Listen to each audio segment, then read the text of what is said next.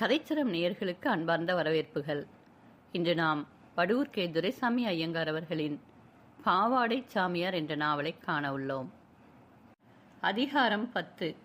Mister Ramamurthy தமது ஒரே குமாரனான அழகுதுரையின் உயிரை காப்பாற்றுவதற்காக லட்சக்கணக்கில் குவிந்து கிடந்த தமது செல்வம் அனைத்தையும் துறக்கவும் தாம் ஒரு யாசகனுடைய நிலை அடையும் அவர் சிறிதும் பின்வாங்கவே மாட்டார்.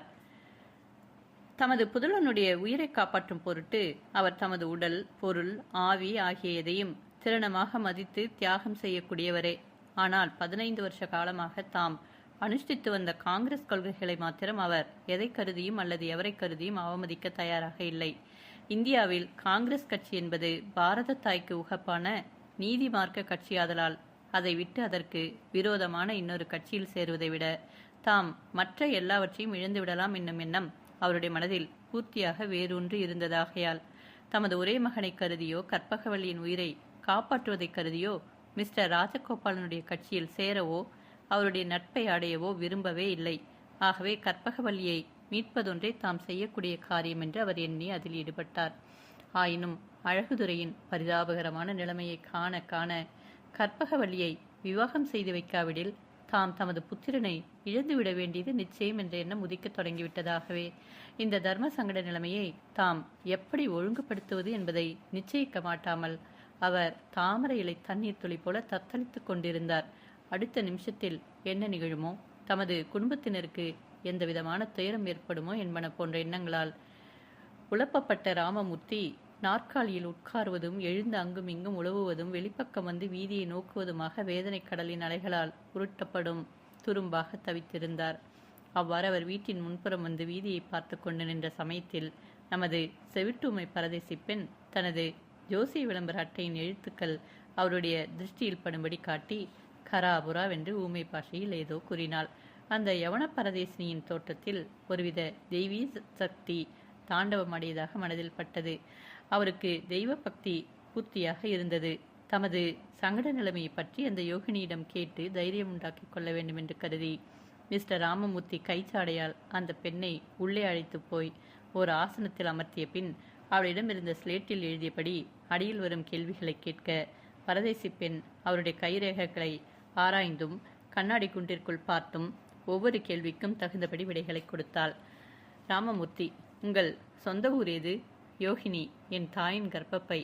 ராமமூர்த்தி, உங்களுடைய தாய் தகப்பனார் இப்பொழுது எங்கிருக்கிறார்கள்? அவர்கள் எங்கும் நிறைந்திருக்கிறார்கள். அவர்களுடைய திரு அருளினால்தான் என் உயிரும் உடலும் ஆடிக்கொண்டிருக்கின்றன. நீங்கள் என்னை பற்றி ஜோசியம் கேட்கிறீர்கள். உங்களை பற்றி கேளுங்களேன். எனக்கு எத்தனை குழந்தைகள்? ஓர் ஆண், ஒரு பெண். இருவரும் இப்பொழுது சேமமாக இருக்கிறார்களா? பெண் சேமமாக இருக்கிறது. பிள்ளையின் ஆயுசு காலம் இன்று மாலையோடு முடியப் போகிறது. நாளைய தினம் உங்களுக்கு ஒரே பெண்தான் மிஞ்சும் என கூறினாள். பின்னர் இதை பற்றி நான் உங்களுக்கு விரிவாக கூற வேண்டுமென்றால் உங்களுடைய எதிராளி ஒருவருடைய பெண்ணை கொண்டு உங்களுடைய மகன் மோகம் கொண்டிருக்கிறார். அந்த பெண் இப்பொழுது திருடர் வசத்தில் அகப்பட்டு கொண்டிருக்கிறது. அது திரும்பி வந்தால் அதன் ஆசை நிறைவேறாது என்ற எண்ணத்தினால் அது அங்கேயே உயிரை விட்டுவிட தீர்மானித்திருக்கிறது. அதே சமயத்தில் உங்கள் பிள்ளையின் உயிரும் போய்விடப் போகிறது என கூறினாள். ராமமூர்த்தி, இதை தடுக்க வழியே இல்லையா? இருவரும் விவாகம் நடத்த முடிவு செய்தால் இருவரும் பழித்துக் கொள்வார்கள் என்று யோகினி கூறினாள். ராமமூர்த்தி, அந்த பெண்ணின் தகப்பன் என்னுடைய பந்துவானாலும் கொடிய பகைவனாயிற்றே. அந்த பகை தீரும் வகை என்ன? யோகினி, அதற்கு கடவுள்தான் துணை செய்ய வேண்டும். பழனி ஆண்டவரை வேண்டிக் கொண்டு நீங்கள் 10,000 ஏழைகளுக்கு சாப்பாடு போட்டு வஸ்திரம் கொடுப்பதாக பிரார்த்தனை செய்து கொள்ளுங்கள். நானும் பழனி ஆண்டவரை வேண்டிக் கொள்கிறேன். நாம் இருவரும் அப்படி செய்தால் இன்றைய மாலைக்குள் அவர் துணை செய்து இந்த பகை தீர்ந்து விட்டதற்கு அறிகுறி காட்டுவார். ராமமூர்த்தி, அப்படியும் நடக்குமா? கடவுள் மனது வைத்தால் இதுதான் நடக்காது. அவசியம் நடக்கும். அப்படியானால் நான் அது போலவே பிரார்த்தனை செய்து கொள்கிறேன். நீங்களும் செய்யுங்கள். சரி, நான் அவசியம் செய்கிறேன். நான் போய் வருகிறேன். உங்களுக்கு நான் ஏதாவது சன்மானம் கொடுக்கிறேன், வாங்கி கொண்டு போங்கள். இப்பொழுது தேவையில்லை. இந்த விவாகம் நடக்கும் பொழுது வருகிறேன். அப்பொழுது நீங்கள் சன்மானம் வழங்குங்கள். அப்படியானால் மறுபடியும் உங்களை நான் எப்பொழுது பார்ப்பது? இன்று மாலையில் வருகிறேன். அதற்குள் ஆண்டவர் உங்களுக்கு சந்தோஷ செய்தியை அனுப்பியிருந்தால் தெரிந்து கொண்டு போகிறேன் என்று கூறிவிட்டு விடை பெற்றுக்கொள்ள மிஸ்டர் ராமமூர்த்தி அந்த பரதேசினிக்கு தமது மனமார்ந்த நன்றி அறிதலும் வந்தனமும் தெரிவித்தார். உடனே அவள் புறப்பட்டு வெளியில் சென்றாள். அந்த வீதியில் பல இடங்களில் உடுப்பில்லாத போலீசார் பலவிதமான வேஷங்களில் இருந்தனர் என்று ஏற்கனவே நாம் கூறியிருந்தோம். அங்கு நமது அப்பளச்சாமி புலியார் அடிக்கடி வந்து நிலைமையை தெரிந்து கொண்டு போயிருந்தார். அவ்வாறு அங்கு வந்திருந்த சமயத்தில் நமது பரதேசினியை மிஸ்டர் ராமமூர்த்தி வீட்டிற்குள் அழைத்து கொண்டு சென்றார். ஆதலால் அதை கவனித்த அப்பளசாமி அவள் பணம் வாங்கும் பொருட்டு திருட்டு கூட்டத்தாரால் அனுப்பப்பட்டவளாக இருக்க வேண்டும் என்று உடனே யூகித்து கொண்டு மற்ற போலீசாரை எச்சரித்து வைத்தார். பரதேசினி வீட்டை விட்டு வெளியில் வந்து வீதியோடு சென்ற பொழுது போலீசார் பலரும் அவள் சந்தேகம் கொள்ளாதபடி பின்தொடர்ந்தனர். அடுத்த வீட்டு திண்ணையில் மறைந்திருந்த அப்பளசாமி புலியார் பரதேசினி வெளியில் வந்த பின் சரையல் என்று வீட்டிற்குள் புகுந்து ராமமூர்த்தியை கண்டு பணம் கொடுத்து விட்டீர்களா என்று பரம ரகசியமாக வினவ, அவர் இவள் சாதாரண பரதேசினி, திருடரைச் சேர்ந்தவள் அன்று, பணம் என்னிடமே இருக்கிறது என்று உறுதியாக கூறினார். அதை கேட்டுக்கொண்டு வெளியில் வந்த அப்பளசாமியின் மனதில் சந்தேகமே உண்டாயிற்று. மிஸ்டர் ராமமூர்த்தி அவளிடம் பணத்தை கொடுத்துவிட்டு வேண்டுமென்றே கொடுக்கவில்லை என்கிறாரோ என்ற சம்சமயம் அவருடைய மனதில் எழுந்து உறுத்தத் தொடங்கியது. அவர் விரைவாக சென்று பரதேசினியிடம் நெருங்கி தாம் ஜோசியம் கேட்க விரும்புவதாகவும் தன்னோடு சமீபத்தில் இருக்கும் தமது வீட்டிற்கு வர வேண்டும் என்றும் ஸ்லேட்டில் எழுதி காட்ட பரதேசினி அவருடன் சென்றாள். சற்று தூரத்தில் நின்ற போலீசாரில் சிலர் மாத்திரம் அவர்களோடு பின்தொடர்ந்து சென்றனர். அதற்கு மிக சமீபத்தில் இருந்த போலீஸ் ஸ்டேஷனிற்குள் அப்பளசாமி புலியார் அந்த பரதேசினை அழைத்துச் சென்று உடுப்புகளோடு இருந்த போலீஸ் ஜவான்களுடைய காவலில் அவளை வைத்துவிட்டு ஒரு ஜவானிடம் தனிமையில் ஏதோ செய்தி கூறி அவனை அனுப்பிவிட்டு பரதேசினி அண்டை வந்து ஸ்லேட்டை வாங்கி நீ யாரம்மா என்று எழுதி கேட்டார். பரதேசினி, நான் கடவுளால் சிருஷ்டிக்கப்பட்ட ஒரு மனுஷி. ஓஹோ, மனுஷியா? மிருகம் என்றல்லவா சந்தேகப்பட்டு கொட்டடையில் அடைக்க அழைத்து வந்தேன். நீ எனக்கு ஜோசியம் சொல்லுவாயா? பரதேசினி, நீங்கள் ஏதோ கபடமான எண்ணத்தோடு என்னை போலீஸ் ஸ்டேஷனிற்குள் அழைத்து கொண்டு வந்திருக்கிறீர்கள். ஆகையால் நான் உங்களுக்கு ஜோசியம் சொல்ல மாட்டேன். அப்பளசாமி, ஓஹோ அப்படியா, சரி சரி இருக்கட்டும். ராமமூர்த்திக்கு நீ என்ன ஜோசியம் சொன்னாய்? பரதேசினி, அவருடைய பிள்ளை பிழைக்குமா என்று கேட்டார். பழனி ஆண்டவருக்கு வேண்டுதல் செய்து ஏழைகளுக்கு அன்ன அவஸ்திரம் கொடுத்தால் பிள்ளை பிழைக்கலாம் என்று சொன்னேன். இவ்வளவுதானா நடந்தது? அவ்வளவுதான் நடந்தது. இதற்காக எவ்வளவு பணம் கொடுத்தார்? அவருக்கு இஷ்டமானதை கொடுத்தார். அதில் உங்களுக்கு பங்கு வேண்டுமா? ஆமாம், பங்குதான் வேண்டும் என்று கூறியபடி மாசற்படி பக்கம் பார்த்தார். அவரால் அனுப்பப்பட்ட ஜவான் 4 பெண் பிள்ளைகளோடு வந்து நின்று கொண்டிருந்தான். அப்பளசாமி அந்த பெண்களை நோக்கி, நீங்கள் நால்வரும் இந்த ஊமச்சியை இந்த அறைக்குள் அழைத்து கொண்டு போய் வஸ்திரங்களை விலக்கி இவளிடம் இருக்கும் பொருட்களை எல்லாம் எடுத்துக்கொண்டு வாருங்கள் என்றார். உடனே அவர்கள் பரதேசினை அறைக்குள் அழைத்து கொண்டு போய் அவளுடைய ஆடைகளை எல்லாம் அவிழ்த்து உதறி பார்க்க அவளுடைய சட்டையின் பையில் 15 சில்லறைகளாக காணப்பட்டன. அதை தவிர வேறு பணம் எதுவும் காணப்படவில்லை. சில்லறைகள் உடனே அப்பளசாமியிடம் வந்து சேர்ந்தன. அதை தவிர வேறு பணம் அவளிடம் இல்லை என்று அந்த பெண்கள் உறுதிமொழி கூறியதன் மேல் அப்பளசாமி அவர்களை அனுப்பிவிட்டு அந்த பரதேசினை தம்மிடம் துடுக்காக பேசின குற்றத்திற்காக அந்த பணத்தை அபராதமாக விதித்து அவளை அன்று மாலை வரையில் லாக்கப்பில் அடைத்து வைத்திருந்து பிறகு துரத்தி விடும்படி ரைட்டரிடம் கூறிவிட்டு வெளியில் போய்விட்டார். அவருடன் வந்த உடுப்பில்லாத போலீசாரும் அவருடைய பழைய ஸ்தானங்களுக்கு போய்விட்டனர். இது 8வது நாள் என்பதை நாம் இங்கு நினைப்பூட்டுவது மிகையாகாது. அன்றைய பகலும் இரவும் எல்லோருக்கும் வீணாகவே கழிந்தன.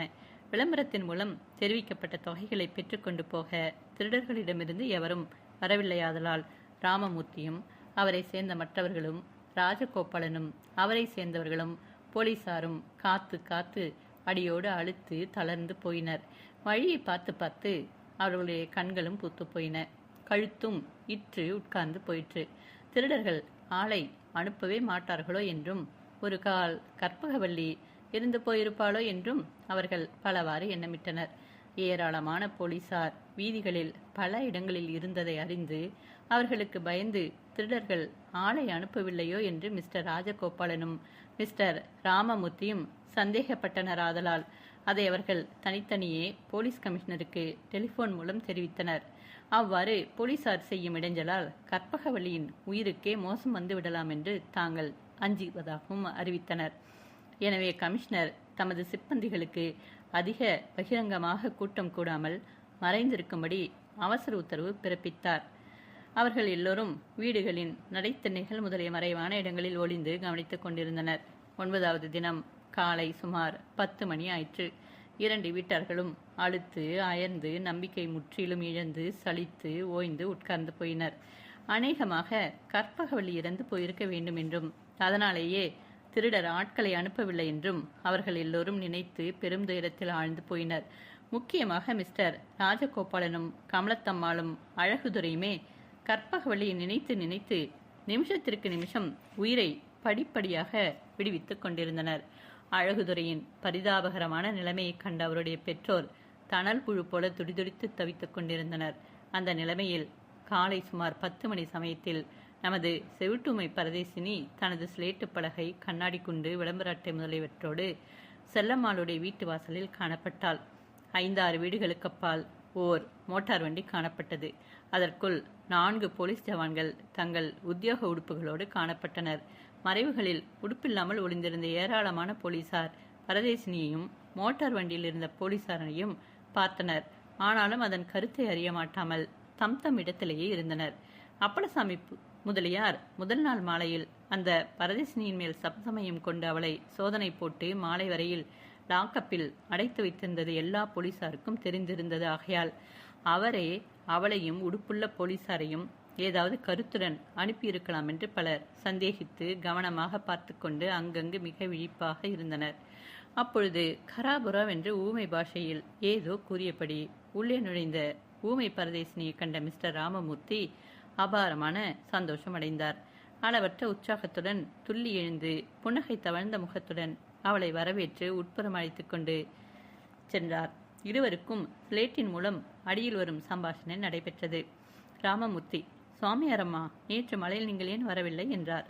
ஊமை பெண் தனக்கு போலீசார் நடத்திய மண்டகப்படியை சுருக்கமாக எழுதி காட்டி அதனால் தான் வர இயலவில்லை என்று கூறினாள். ராமமூர்த்தி, இதை கேட்க எனக்கு விசனமாக உள்ளது என கூறிவிட்டு, நேற்று நீங்கள் சொன்ன வாக்கு படித்து விட்டது. இதோ பாருங்கள், பத்திரிகையில் ஒரு முக்கியமான செய்தி என்று கூறி பத்திரிகையில் வெளியிடப்பட்டிருந்த ஒரு செய்தியை காட்டினார். அது அடியில் வருமாறு எழுதப்பட்டிருந்தது. பெரிய ஜஸ்டிஸ் வீரர் காங்கிரஸ் கட்சியில் சேர்ந்து விட்டார். சுமார் 15 வருஷ காலமாக ஜஸ்டிஸ் கட்சியின் ஜீவ ஆதாரமாக இருந்து வந்தவரான மிஸ்டர் ராஜகோபாலன் மகாஜனங்களில் பெரும்பான்மையோர் காங்கிரஸ் ஆதரிப்பதை உத்தேசித்து தாமும் அதை அனுசரிப்பதே நியாயம் என்று உணர்ந்து அந்த கட்சியில் சேர தீர்மானித்து ஜஸ்டிஸ் கட்சியில் தாம் வகித்து வந்த பதவிகளை ராஜினாமா செய்துவிட்டதாக நமக்கு அந்த கணவான் கடிதம் எழுதியிருக்கிறார். இந்த செய்தியை மிகுந்த சந்தோஷத்தோடு நாம் வெளியிடுகிறோம் என்று எழுதப்பட்டிருந்ததை படித்த ஊமை பரதேசியின் முகம் அழகான புன்னகையால் மலர்ந்தது. அவள், பழனியாண்டவர் நம்முடைய கோரிக்கையை புறக்கணிக்கவில்லை. என் மனம் அளவிட முடியாத ஆனந்தமடைகிறது. அவருடைய திருவருளால் இனி உங்கள் கருத்து பூர்த்தியாக நிறைவேறிவிடும் என்றாள். ராமமூர்த்தி, எப்படி நிறைவேறப் போகிறது? பரதேசினி, நீங்கள் மிஸ்டர் ராஜகோபாலனுக்கு ஒரு கடிதம் எழுதுங்கள். அவரை சந்தோஷமாக வரவேற்பதாகவும் உங்கள் அந்தரங்கமான பிரியத்திற்கு அவருடைய மகளை உங்கள் பிள்ளைக்கு விவாகம் செய்து கொள்ள இணங்குவதாகவும் உடனே முகூர்த்த பத்திரிகை தயாரிக்கும்படியும் ஒரு கடிதம் எழுதி என்னிடமே கொடுங்கள். நான் இப்பொழுதே கொண்டு போய் அவரிடம் கொடுத்துவிட்டு போகிறேன் என்றார். மிஸ்டர் ராமமூர்த்தி மிகுந்த மனப்பூரிப்போடு அதை போலவே ஒரு கடிதம் எழுதி பரதேசினியிடம் கொடுத்துவிட்டு, இதெல்லாம் சரிதான், பெண் என்ன நிலைமையில் இருக்கிறது என்பது தெரியவில்லையே, அதல்லவா பிரதானமானது, அது வர வேண்டாமா, திருடர்கள் பணம் வாங்கிக் கொள்ளவில்லையே என்ற ஏக்கத்தோடு கூறினார். உடனே பரதேசினி, அதை மாத்திரம் பழனி ஆண்டவர் கவனிக்காமல் இருப்பாரா? இதோ பழனி ஆண்டவர் உங்களுக்கு நல்ல செய்தி அனுப்பியிருக்கிறார் என்று கூறியபடி தன் மடியில் இருந்து ஒரு கடிதத்தை எடுத்து அவரிடம் கொடுத்தாள். மிஸ்டர் ராமமூர்த்தியின் மூச்சு அப்படியே ஸ்தம்பித்து விட்டது. அது அடியில் வருமாறு எழுதப்பட்டிருந்தது. இதை கொண்டு வரும் ஊமை பரதேசினி, இவர் கடவுளின் அருளால் நான் இருக்கும் இடத்தை அறிந்து என்னை விடுவிக்க மனப்பூர்வமாக உதவி செய்கிறார். நீங்கள் கொடுப்பதாக ஒப்புக்கொண்டிருக்கும் பணத்தை இவரிடம் கொடுத்தால் இவர் பணத்தை திருடர்களிடம் சேர்த்துவிட்டு என்னை உடனே மீட்டு கொணர்ந்து எங்கள் வீட்டில் சேர்ப்பார். என் நன்றி அறியதலை நான் நேரில் வந்து உரிய விதத்தில் உங்களுக்கு தெரிவித்துக் கொள்கிறேன். இங்கனம் கற்பகவள்ளி என்று எழுதப்பட்டிருப்பதை படித்த மிஸ்டர் ராமமூர்த்தியின் மனதில் ஆனந்த உணர்ச்சி குபீர் என்று பொங்கியது. அவர் உடனே உள்ளே ஓடி மறைவில் நின்று கவனித்துக் கொண்டிருந்த தமது மகள் முதலியோருக்கு விஷயத்தை தெரிவித்துவிட்டு டெலிபோன் வழியாக தமது மனைவியின் மூலம் அழகுதுரைக்கு சந்தோஷ செய்தியை கூறிவிட்டு பரதேசினியிடம் வந்து, உங்கள் உதவிக்கு இந்த உலகத்தையே சன்மானம் செய்தாலும் அது ஈடிலாகாது, இதை நாங்கள் ஒரு நாளும் மறக்க மாட்டோம் என்று கூறி 25,000 ரூபாய்க்கு நோட்டுகளை எடுத்து அவளிடம் கொடுக்க அவள் அதை பெற்று மடியில் கட்டிக்கொண்டு விடை பெற்று கொண்டு வெளியில் நடந்தாள். அவள் வெளியில் வந்ததை உடுப்பில்லாத போலீசார் அனைவரும் பார்த்தனர். தாம் என்ன செய்வது என்பதை நிச்சயிக்க மாட்டாமல் அப்படியே இருந்தனர். சற்று தூரத்தில் உடுப்புகளுடன் ஒரு மோட்டார் வண்டியில் போலீசார் இருந்ததை கவனிக்காதது போல பரதேசினி அந்த வண்டியை கடந்து செல்ல முயன்ற காலத்தில் வண்டியில் இருந்த ஜவான்களில் இருவர் திடீரென்று கீழே இறங்கி பரதேசினிக்கு முன்னால் வந்து நின்று வண்டியில் ஏறிக்கொள்ளும்படி சைகை காட்ட அவள் தன்னிடமிருந்த விளம்பர அட்டையை அவர்களுக்கு காட்டியபடி வண்டியில் ஏறிக்கொண்டாள். ஜவான்களும் வண்டியில் ஏறிக்கொண்டனர். உடனே வண்டி புறப்பட்டு வேகமாக சென்றது. பரதேசினி ஏற்றிச் சென்ற மோட்டார் வண்டி பூந்தமல்லி ஹைரோட்டை நோக்கி சென்றது. வண்டிக்குள் இருந்த ஜவான்கள் அவளிடம் சைகை காட்டி மடியில் இருந்த பணத்தை எடுக்கும்படி கேட்க அவள் மிஸ்டர் ராமமூர்த்தியால் கொடுக்கப்பட்ட நோட்டுகளை எடுத்து அவர்களிடம் கொடுத்தாள். பூந்தமல்லி ஹைரோடில் மிஸ்டர் ராஜகோபாலன் காத்திருந்த பங்களாவிற்கு ஒரு பர்லாங் இப்பாலேயே மோட்டார் வண்டியிலிருந்து பரதேசினி இறங்கிவிடப் பெற்றாளாதலால் அங்கிருந்து அவள் கால்நடையாகவே நடந்து அந்த பங்களாவிற்குள் போய் நுழைந்தாள். பரதேசினி ஏற்றி வந்த மோட்டார் வண்டி 4 ஜவான்களோடு பங்களாவிற்கு சுமார் 100 கஜ தூரத்திற்கு அப்பால் வந்து நின்றதை உடுப்பில்லாத போலீசார் கண்டனர்.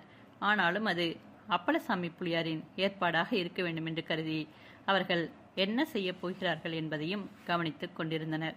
பங்களாவின் உட்புறம் சென்ற ஊமை பரதேசினியின் அந்த பெண்ணை கண்டவுடனே மிஸ்டர் ராஜகோபாலன் ஓடி வந்து அவளை உட்கார வைத்து, நீங்கள் தான் நேற்று என் சம்சாரத்திற்கு ஜோசியம் சொன்னதா என்று கேட்டார். ஆமாம், அந்த ஏழையதன் அடியாள் என கூறினாள். ராஜகோபாலன், என் மகள் எப்படி இருக்கிறாள் என்பதை என்னிடம் கூறுங்கள் என கூறினார். அதை கேட்டவுடனே மிஸ்டர் ராஜகோபாலன் அவரிடம் ராமமூர்த்தியால் எழுதப்பட்ட கடிதத்தை எடுத்துக் கொடுத்தாள். படிக்கவே அவருடைய முகம் சந்தோஷத்தினால் மலர்ந்தது.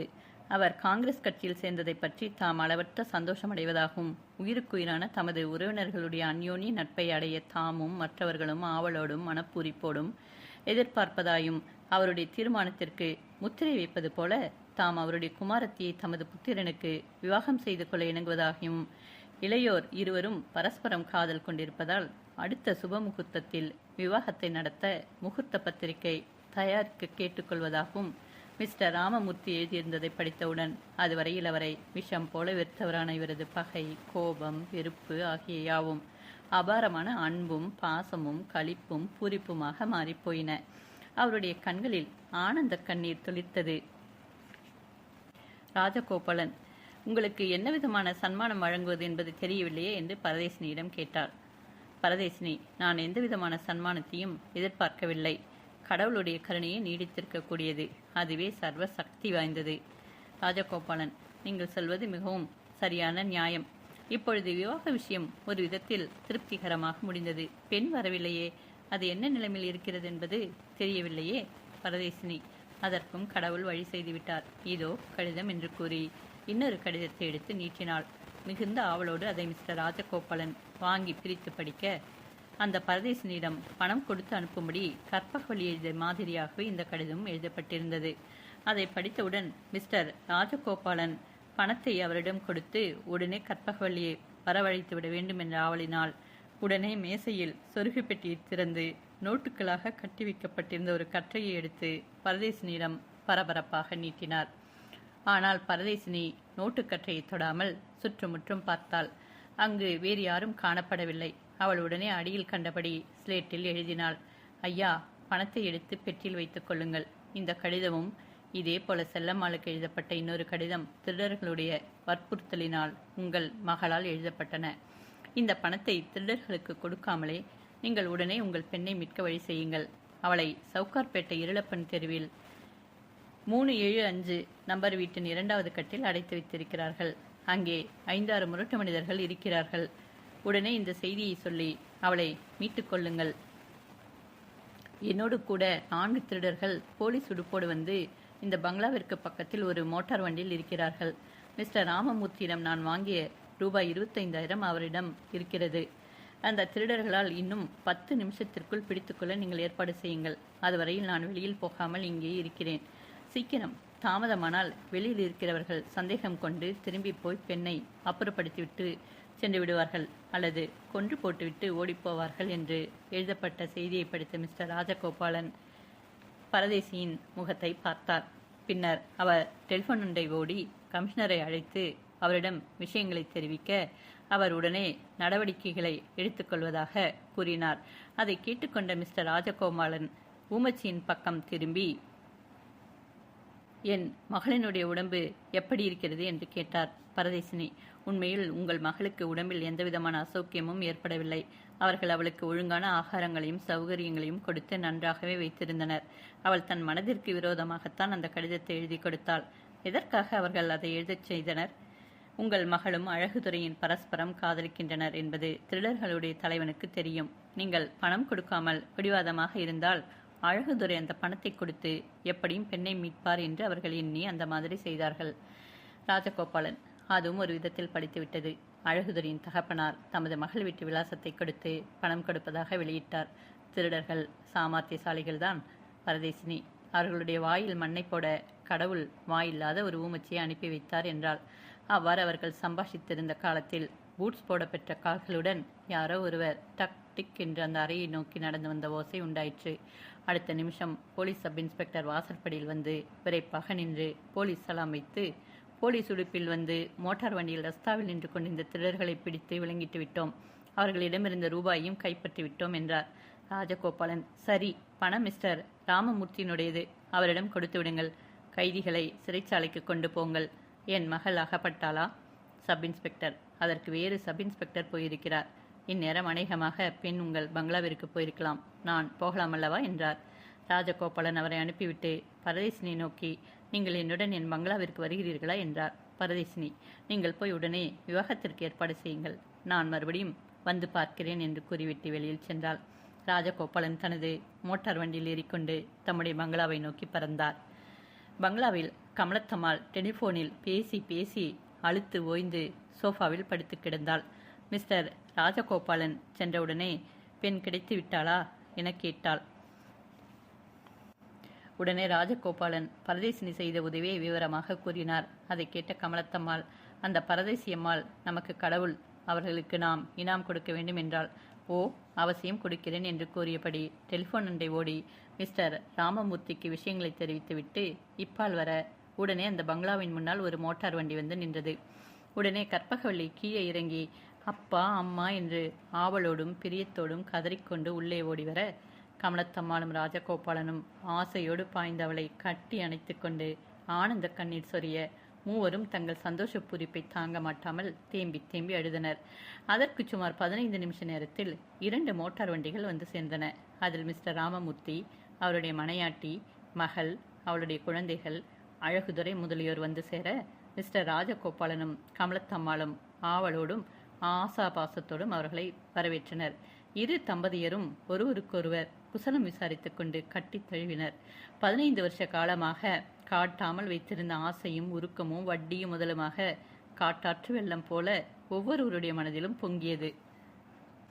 அதற்கு சில தினங்களுக்கு பிறகு அழகுதுரைக்கும் கற்பகவள்ளிக்கும் விவாகம் மிஸ்டர் ராமமூர்த்தியின் பங்களாவில் அபாரமான விமரிசையோடு நடைபெற்றது.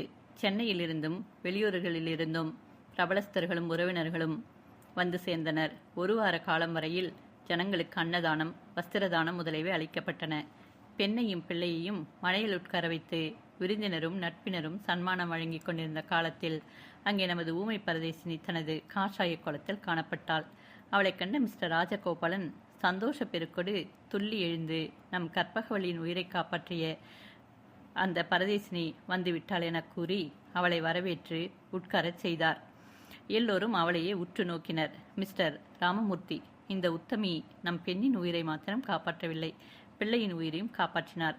என் பிள்ளையால் இனி எதிர்காலத்தில் எண்ணிக்கையற்ற எத்தனை நோயாளிகள் காப்பாற்றப்படுவார்களோ, அந்த புண்ணியமும் இந்த அம்மாளுடையதே. ஆகையால் திருடர்களுக்கு கொடுக்க நான் உத்தேசித்திருந்த அந்த 25,000ஐயும் இவளுக்கே நான் சன்மானமாக வழங்குகிறேன் என கூறினார். உடனே மிஸ்டர் ராஜகோபாலனும் எழுந்து, மிஸ்டர் ராமமூர்த்தி இன்னொரு முக்கியமான விஷயத்தை குறிப்பிடவில்லை. 15 வருஷ காலமாக விரோதிகளாக இருந்த நம்மை ஒன்றுபடுத்தி வைத்த பெருமையும் இவருடையதே. ஆகையால் அதை கருதி நானும் என் 25,000 ரூபாயை இவருக்கு சன்மானமாக அளிக்கிறேன். ஆனால் ஒரு விஷயம், இவர் செவிட்டு ஊமை. இவரிடம் இருந்த ஸ்லேட்டும் காணப்படவில்லை. நாம் தெரிவித்ததையெல்லாம் இவர் அறிந்து கொள்ள முடியாமல் இருப்பதை பற்றி வருந்துகிறேன் என்று கூறினார். உடனே பரதேசினி சிரித்து கொண்டு எழுந்து, உங்களுக்கு உதவி செய்த பழனி ஆண்டவர் திடீரென்று எனக்கும் உதவி செய்து என் வாயை திறந்துவிட்டார். அதனால் நான் ஸ்லேட்டை கொண்டு வரவில்லை. நீங்கள் சொன்னதையெல்லாம் நான் கேட்டுக்கொண்டுதான் இருந்தேன். ஆனால் உங்களுடைய சன்மானத்திற்கும் நன்றி அறிதலுக்கும் அருகமான இன்னொருவர் இருக்கிறார். அவர் ஒரு பெரிய குற்றமும் செய்திருக்கிறார். அவரை மன்னிப்பதாக நீங்கள் வாக்கு கொடுத்தால் அவர் இன்னார் என்று தெரிவிக்கிறேன் என்றாள். அதுவரையில் ஊமையாக இருந்தவள் பேசியதை கேட்டு ராஜகோபாலன், கமலத்தம்மாள் முதலியோர் ஆச்சரியமும் சந்தோஷமும் அடைந்தனர். ராஜகோபாலனும் ராமமூர்த்தியும் அவள் கூறிய அந்த மனிதரை மன்னிப்பதாக வாக்களித்தனர். உடனே பரதேசினி, அவர் என்ன விதமான குற்றம் செய்தார் என்பதை சொல்லுகிறேன். அவர் இந்த மாப்பிள்ளையின் பள்ளிக்கூடத்து சிநேகிதர், BA-வில் தேறியவர். மாப்பிள்ளையும் பெண்ணும் பரஸ்பரம் கொண்ட காதலால் உயிரழிவதை அவர் கண்டார். ஆனால் 2 குடும்பத்தாரும் பகைவிட மாட்டார்கள் என்பது தெரிந்தது. அதற்காக சில திருடர்களை ஏவி பெண்ணை கொண்டு போய் மறைத்து வைத்தார். பெண்ணை தூண்டி கடிதங்களை எழுதச் செய்தார். அதனால் இருவருக்கும் மனம் நடக்கும் என்று எதிர்பார்த்தார். அவருடைய திட்டப்படி காரியம் முடிந்தது. ஆனால் அதில் அவருடைய சுயநலமும் கொஞ்சம் கலந்திருந்தது. அவர் உத்தியோகம் கிடைக்காமையால் 5 வருஷமாக திண்டாடுகிறார்.